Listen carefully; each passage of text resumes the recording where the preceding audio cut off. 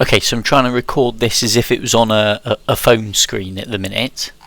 So if I just sign out a minute.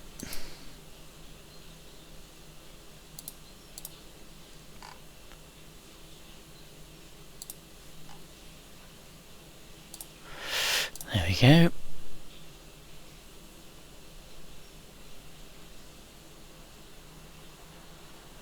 Now what it will do when you first go on is it will give you a screen like this. This is like the test thing. So this is where I'm keeping my app at the moment, in a safe environment where I can only share it with people that I know. And then you select your Google account. It's the usual. It will also come up saying that it wants to share your email address and username. That's because it goes into your profile here, so there's legal requirements it's got to follow. When you first log in, it will ask you to select a lake that you want as your default profile. Mine's Rosemelon. Don't worry, Steve, nothing's live. Rosemelon aren't anywhere. I'm not putting information anywhere about it. This is just my test environment now. This is the weather forecast at Rosemelon specifically for the next 3 days. So you've got your current right now, what it's supposed to look like today in general, and then the next couple of days, so Monday and Tuesday. Bankside Radio, when somebody logs in, you'll get this message. Not when somebody logs in, sorry. When somebody arrives at the lake, you get that message. Send them a wave or whatever message, say, oh yeah, I'm here too. You can see who else is on the lake. So if there was people at the lake and I was at the lake, we'd all be seeing each other. I've got manual checking in turned on as well. I might turn that off, only because it might encourage people to be posting silly stuff when they're not really there. Summary, this is aided by AI, but everybody, a lake owner or an admin, can go in and change that anyway. General tactics, again, it gets better as time goes on. Unfortunately, for some reason I can't get this map to fill up this full container. I'm still working on it, but if I go in there and enlarge it, I can. This is just a 2D map showing where I've already scanned and things. The little blue squares are obviously the swims. Let's shrink that down again and go down here. So the GeoJSON is like the perimeter of the map that I find on Google Maps, so I can download, upload, delete, whatever I need to. Social media links, these are the links to like the Rosemelon website, Facebook page, YouTube channel, all the stuff I could find really, just as an example for you. So that's that page. Then if I want to go on to book a swim, if somebody's paid to use the booking management system, then on here users are able to go in, book a swim at this. I've turned it on for Rosemelon, but I'll obviously if it was live it would be turned off. I can then book it. So if I say I want to go swim 3, and I want to do 72 a week, and I can put my start date in.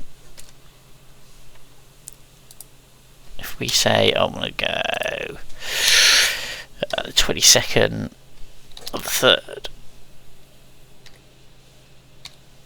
27.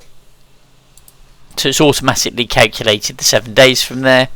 It knows that it's swim 3, and I can put all my details in there, like my phone number and things, and like let people know what time I'm planning to arrive, and then I can confirm. Booking confirmed. It's now pending because obviously the lake owner would need to go in. This is like it's a lake owner view at the minute because I'm master admin. You could go in, and the lake owner can then either reject or accept the booking. So accept the booking and then mark it as paid. Same here. Oh, that no, we don't want that dodgy mark back again. So let's reject him because you're a penis. You don't know. Sorry. Catch logs. So obviously I've already gone over this before, but you can put your catch logs on retrospective or real time. If I click into here, hopefully you can see it all a bit better now as well, Steve, but I'll show you face to face if you ask as well. So yeah, I can put all that stuff in lovely jubbly. What the actual weather was like at the time, I can override it if I want, but this is like the general stuff that I want. The only thing I'm thinking about including in here is like estimated location on the map, and maybe there'll be a map where you can click to say where it was actually caught in the water, if that makes sense. So you go in there, save it. So I'm going to cancel it so there aren't more. But I can also see here everybody's. This isn't just mine. It's the catch reports for that specific lake. These are the ads. So at the minute I'm speaking with a couple of boilie creators and things for their ads in there. That's like the community feed, which you can also expand if you want. See? And it's sort of showing what the biggest one is, what the catches have been like over the last sort of like 24 hours or so. Close the community hub. Go into here. We've done catch log. Now we're going to go catch trends. In here it's showing all the catch trends for that specific lake. So it could be all lakes or just rosemelon. So that will have adjusted things, but it's only rosemelon at the minute anyway. Last 30 days, 90 days, 12 months all time. If we click on more again, strategy guide.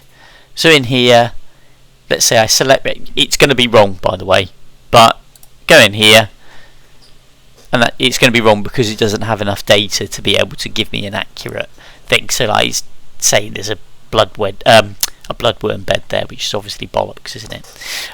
But if we zoom out a bit on that map, swim to, and it's saying to fish over there. So the next thing I'm going to need to do is tell the AI that it shouldn't be doing silly things like trying to tell people to go all the way to the other side of the map. So maybe I'll mark out the boundaries for it to abide by when it gives a strategy for a lake. Right, so that's quite cool, but it will tell you boilies, everything, anything you need to use. Angler profiles, so this is just like the angler profile. Back in here again, this is my admin panel. I won't scroll down because this gives like I think it gives a list of users. Yeah, I don't want to show them to everybody, it's not fair on. But here I can switch what kind of view I'm looking from. At the minute it's a lake owner. Let's go back up to there, and that is pretty much it. You can look at your friends. You can add your friends. My wife finally came on.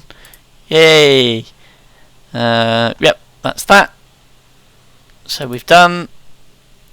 We can now add friends properly. That's good, isn't it? And then if we go to here again, just because I'm a dickhead, I added some like interface themes that people can choose from. A silly one, so I can put bubbles on it. And although it's not showing right now, what will actually happen is if I go into like the 3D model screen, for example, it just shows bubbles coming up from the bottom. It changes the colour, that's all. See? Right. But I don't like that one. I like that one. So, Bankside Radio. Here's the Bankside Radio. I've tested it.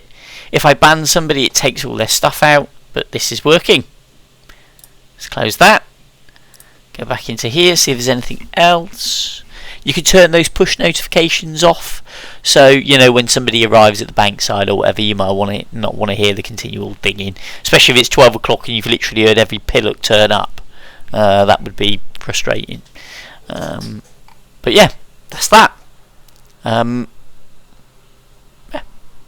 Bye.